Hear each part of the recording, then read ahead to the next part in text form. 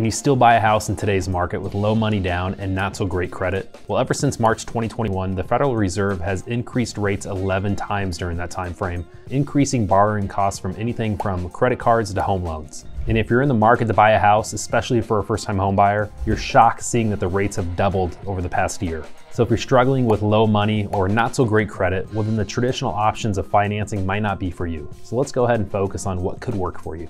Now, number one is leasing with the option to buy. So what you'll want to do is find that ugly duckling out there, negotiate a low rent, and then you also negotiate the option price. When the lease is over, you have the ability to buy it at that price. And number two could be seller financing, where the seller's probably having a hard time selling the property on their own. So what you do is you come up with an option price right away and you rent for a couple months or so until your credit or at least the money situation's there, and then you can get a conventional loan or an FHA and then essentially buy the seller out at that point at the price you agreed upon at the contract price. And number three is partnering with an investor, or what you might want to do is have an investor buy a property and you rent it for him for a couple years. Essentially, he's making cash flow, and by the time that option is done, then you purchase it from him at the agreed upon price. Now, there's many paths to buy a property, even if you don't have the credit or the money at this point.